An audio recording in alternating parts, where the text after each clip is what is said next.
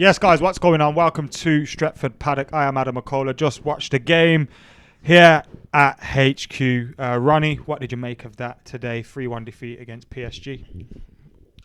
Where do we start with that? 3-1 definitely flatters PSG a little bit. I want to get that out of the way. I think it could have been easily reversed, that scoreline. But we obviously just weren't clinical enough. And they were, even though they missed a couple of chances themselves. You just feel like a lot didn't go our way, but we didn't help ourselves at all. I thought we weren't clinical enough going forward. We were a little bit tentative at the back. We gave in to PSG and their renowned shithousery. I think if you could pretty much epitomise shithousery, it has to be PSG. They're petulant. They suck you into little bullshit and games, and they throw you off a little bit. And I felt like that's what they did, because if you thought the game, the first 20 minutes was lightning fast. It was quite back and forth. They had a chance, we had a chance. It looked like it was going to be a decent bit of free-flowing football. And then they started this diving and jumping on the floor and this little getting into little flashpoints. And then obviously the Fred altercation with Paredes happened, and it kind of broke the game up a little bit. And it turned into a little bit of the way they wanted the game to be. And even then, we still created a couple of opportunities. Obviously, Martial didn't take his. I don't think he was very good today. I've been defending him all the time. I'm very much part of Martial FC, but he weren't good today at all. Up with him? I think... Because I can have a conversation with you without you trying to wind me up on purpose. Nah. So what do you think is this issue? Is it just confidence? I think it's Form is temporary?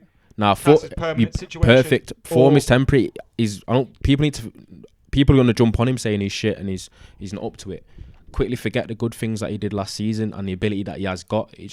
He's just going through a rough patch, and I don't know how to describe it, but he's not playing well. But as you said, form is temporary and class is permanent, so I'm confident if you stick with him, so you think he'll find his feet. But it's exactly what you've said. It's just a lack of confidence, I think. And I think if you look, I think we've had Martial at the club for long enough to know that he probably is a player that needs things to be going well for him, because he can come across like a little bit of a sulker. Sometimes he's a bit feeling sorry for himself. He doesn't seem like he's made... I won't go as far as saying he's soft on none of that, but you can tell that he needs things to be going his way. There's a good comparison you can make.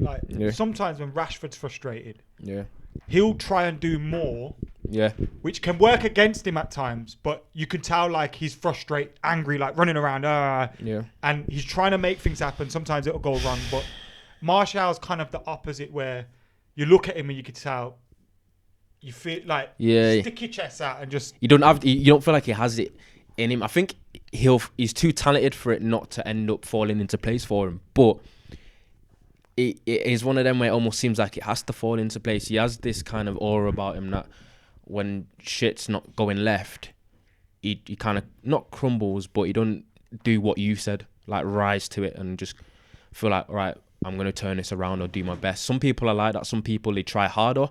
Some people kind of just go into their shell a little bit. There's a positive in there somewhere that you don't change. Yeah, it's not. Today when he had Cavani in, instead of thinking, fuck me, I need to score, let me try running, he slipped him in. Yeah. So the good thing in that, but then you're right, like when you can make a goal for you by forcing a mistake or forcing something, and you're not trying those things, it's not going to help at all. But partly him. It's not even just on him, but he weren't great today. Obviously, he missed that chance that I've just mentioned, and his overall play, even though he did do a great ball to Bruno in the first half, but Bruno didn't shoot. But other than that, out of our whole front line, really, didn't offer much. We started all right at the front four, second half. Martial will get the headlines, but Cavani wasn't great today. Cavani weren't great. Bruno wasn't great. Bruno weren't great at all. Rashford got a goal, but other than that, he weren't too good himself. But I would say probably out of the front four, Rashford looked the most threatening, which he quite often does when he plays PSG. But even behind that, McTominay was okay in terms of kind of matching PSG with their kind of pest-like playing, getting stuck in, getting into Neymar's head a little bit, getting a challenge in. But on the ball, he weren't superb either. Fred just didn't have an all-round great, just had a bad day all round. Really, I thought he had a good game. I honestly don't think. I don't think he did, because I was looking at him and I thought, he weren't very progressive in his passing, which is often what he does. He looks uncomfortable under pressure. He can be quite ratty in that, but it worked against him because it's against the wrong team to do that, because you know how they behave. And he did seem to pass backwards a lot. He weren't passing forwards too much. And when he does, he was quite wasteful. But the thing what makes it hard to criticise Fred sometimes for some people is the fact that what you can't criticise him for is work rate. So he works hard and he gives his all, but sometimes he just lacks that little bit of composure and clarity to his game that you need in there, especially in these kind of games. But even for the defence, it's weird though, because I can't honestly say any of the back four had a terrible game. I thought Maguire was good today. I thought Maguire was all right today, but I just think... I don't even know if it's a weird one. We lost 3-1, but I don't think you can... McKola hiding there. I don't think you can actually criticise any of the defenders. I think Lindelof looked a bit tentative sometimes when he was getting stood up 1v1 by the likes of Mbappe and Neymar, but you kind of see why that would be the case. So it's kind of weird how we conceded 3 goals. I think it's because we were stretched sometimes and we got caught out. Obviously, the first goal they scored came from a deflection of Mbappe's shot. Should they have saved that? And I don't know. I don't feel it's actually weird how we've conceded 3 goals without the defenders having that bad of a game. Well, the third goal came when we were very high at the pitch. Did Ollie get it wrong today, leaving Fred on? Because me and Joe had this discussion. He said it's Fred's fault. I said, of course it is Fred's fault, even though the second yellow shouldn't have been a yellow. But most football managers take Fred off at half time. I'm 100% in agreement. I don't care what anyone says. That is largely on Ollie. Obviously, Fred's the one playing, but there's a little bit when you're playing. No, you don't like things are sometimes 100 miles an hour when you're playing football, especially in them games. And you know what Fred's like. He's sometimes a bit rash, and you just don't think he has that kind of pull out in him or that holding back in him. And Ollie should know he's playing. Pull out game week.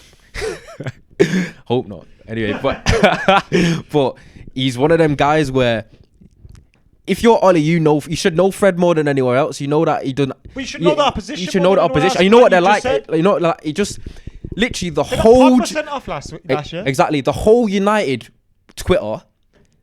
Obviously, not even Twitter. Just anyone watching a game, United fan, you could see Fred getting sent off. Literally, as soon as he got booked, when he should have got sent off anyway. So you knew that. Referees they do makeup calls. They do it in all sports sometimes. They should have sent him off. So the next chance they get, they'll do it. And he didn't help himself, but it was like after he got his booking, he had a couple of iffy fouls, like a couple of nicks there, and then you're thinking, get Fred off, man. He's going to get sent off. Everyone was convinced he was going to get taken off at half time because I thought, surely Ollie's seen what everyone else has seen. 55, 60 minutes, because you've let him. He was literally, he weren't even to like. There was 10 minutes left. He thought he's not been took off half time. Fair enough, maybe 10 minutes. Fucking 70 minutes gone, 20 minutes left, and he's still on. I'm thinking, what? It's not even like he was playing great. So it's a bit of a strange decision. And when he gets sent off, it was like, we could all see that coming. How did Ollie not see that?